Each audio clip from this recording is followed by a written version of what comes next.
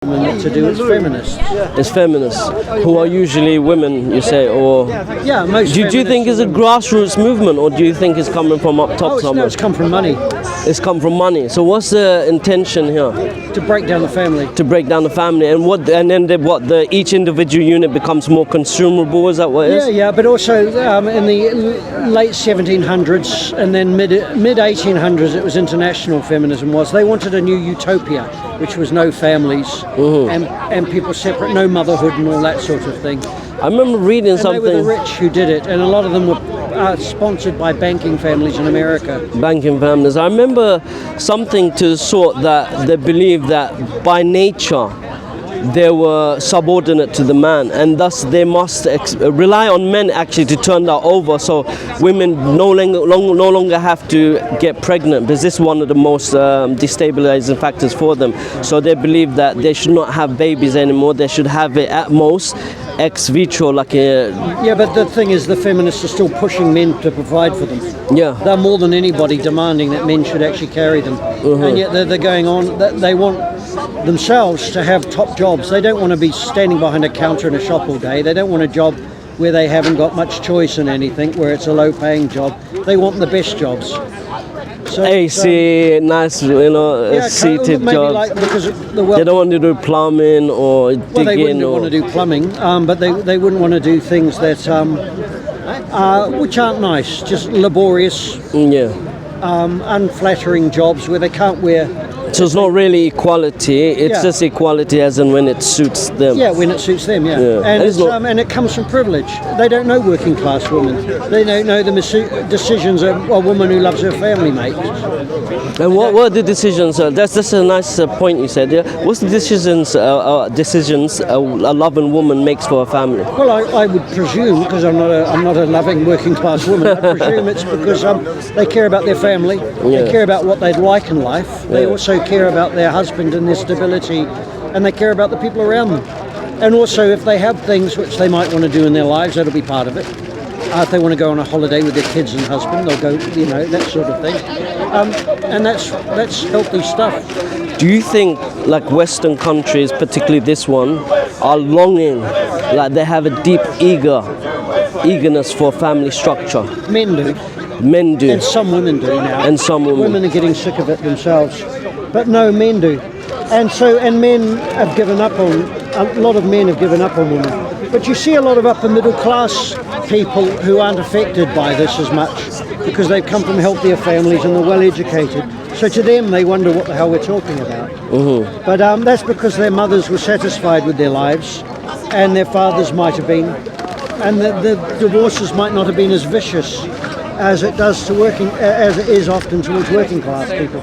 I mean, a lot of Muslims are affected by this now. I've talked to Muslim guys for years, and the mosque doesn't support them the way the church never supported people as well. Don't worry about that. And they're not seeing their kids anymore either.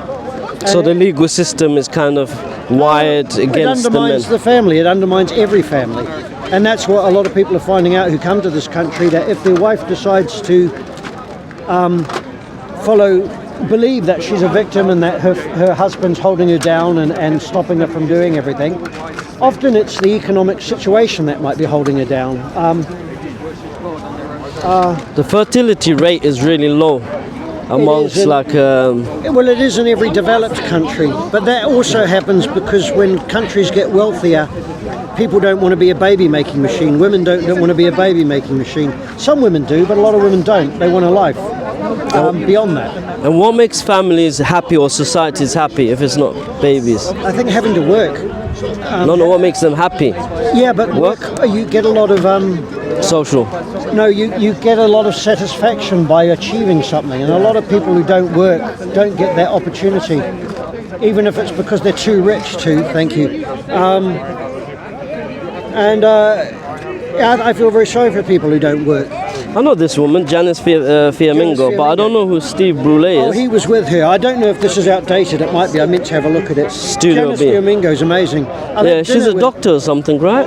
I know. She was a lecturer in English in the university, English history or something. And I had dinner with her and her husband. Okay. I've met a lot of the top people.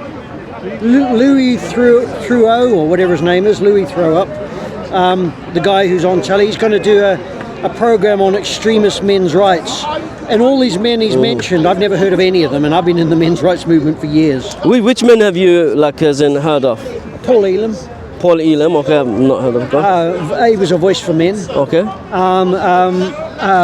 Mike Buchanan used to come here with us. He was Justice for Men and Boys and Women. I think I've heard of him. He had a party, a political party. Loads of people, a load of women as well. Do you also share similar ideas as well? Yeah, we've known each other for years. Do you reckon, like, as in men are becoming more isolated because men tend to like move away and withdraw from society? I don't know what it is. Men don't like confrontation, and especially when the goals aren't clear, they kind of withdraw. Do you reckon in Western societies, all around the world more, but men don't they're withdrawing? Fight women. They don't fight women. But men don't fight men if they don't have to. If they don't have to. You know, the women. I think with women, they don't have the discipline that men have. Men are stronger than women. Men are the ones that do all the fighting and work. So therefore, men have to be more disciplined. Men don't want to fight men. Men don't want to fight.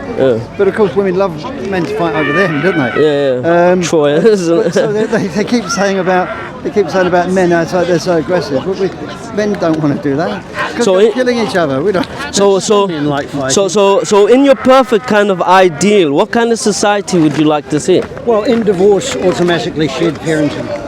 Shared parenting and divorce. Unless one of the parents is an inappropriate adult. What about even if we go further back, is in a perfect society, you'd like to see more families? The promotion of the family unit. I think that and roles, I assume.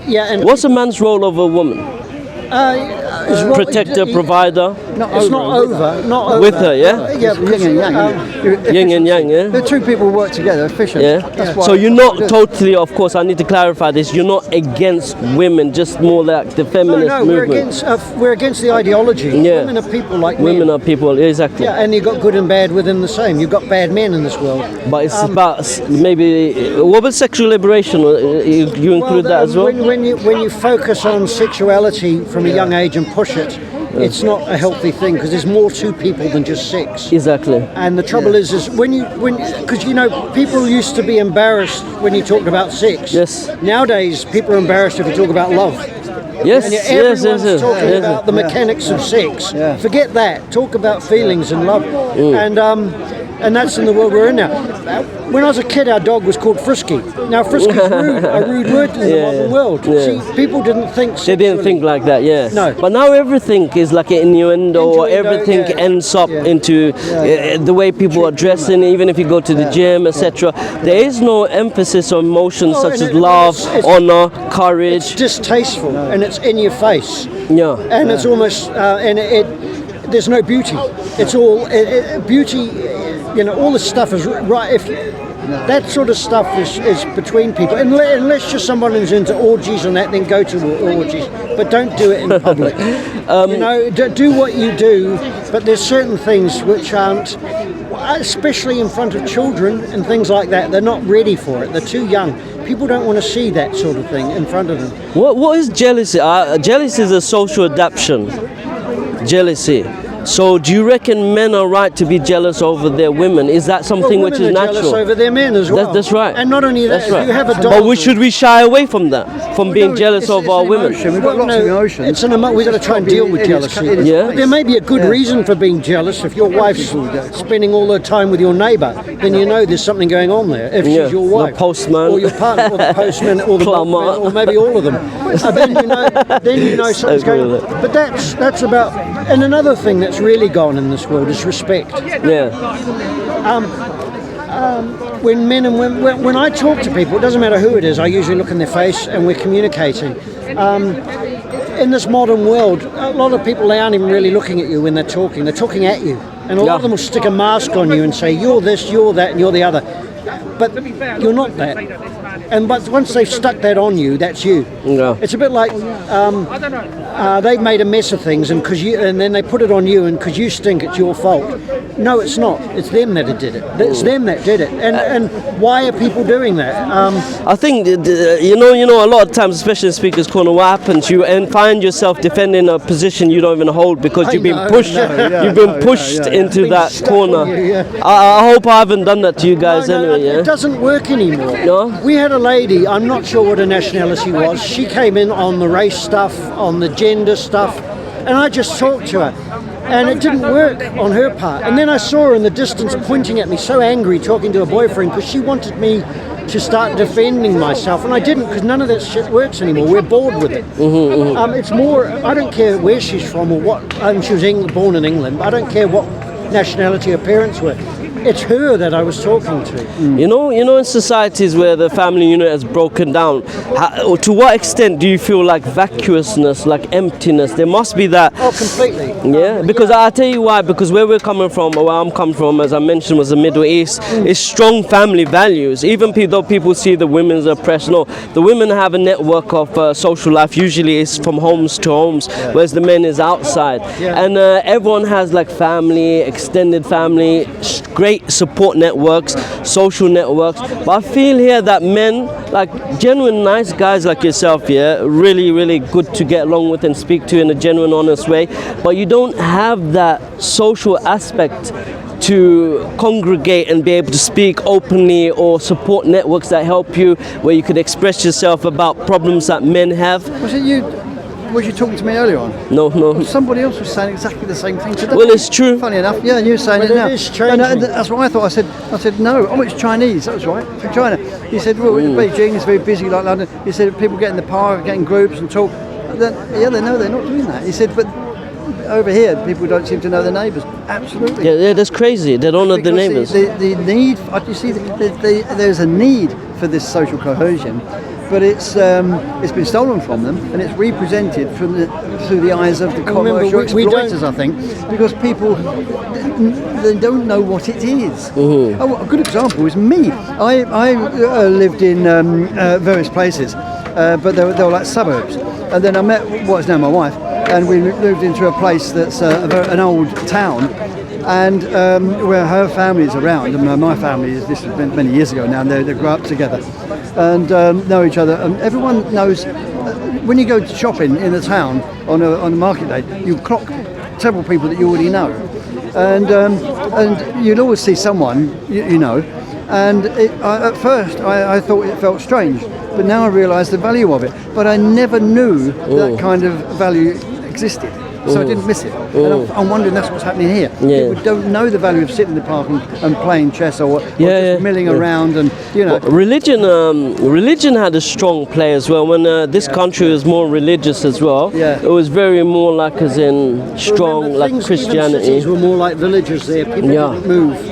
They stayed there for years. Exactly. And now people move. They come and go, and you have, when you say different cultures, I'm not talking, you have different cultures of not only that, within the white communities where they don't mix anyway. So people don't mix. Your wife's incredibly social and friendly, so she creates culture. Without her, I mean, amazing. Yeah, I mean, I've been very, very lucky. So women are great. It's just the movements that's kind of pushing them, displacing them from their like natural positions or roles in society. Yeah, you're praising your wife, which is nice to hear. Basically, the whole of society has been contaminated, and women don't know what it's like to be a woman, and men don't know. They can't even define it. Even men have difficulties as well with their roles as well, like a protector, provider, and everyone is just agreeing with the. Well, men spend their lives apologising because they've been brainwashed. Well, everyone's shaming everybody. Yeah, being shamed into the ground.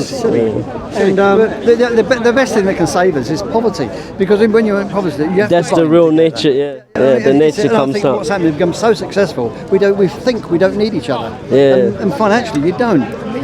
But actually, when something happens and When you get older. when you get older, you start. You guys are quite young, yeah? No, I'm Should take the 58. compliment. I'm He didn't get the compliment. He didn't get the I'm compliment. 58 on Tuesday, and he's in his 70s. Oh, great. Last Wednesday. And I hope you lot find the peace you're looking for and everything, and happiness in your lives, yeah? Yeah. Sorry, I've been busy doing all this. No, I've held you up longer than you should have been held up. I've So enjoyed it as well. yeah, so maybe I don't know. Maybe if you're here another time, we'll continue the Come conversation. every 2 weeks. So Yeah, every 2 weeks. Yeah. I might be gone by then, but let's see. Anyway, take care. Don't wait Have a for nice day. Yeah. Right. What do you have to say about this? Oh, you don't need to say so. Let's do the live, isn't it? Come, let's do the live. Hey, how are you? Where in the Middle East are you from?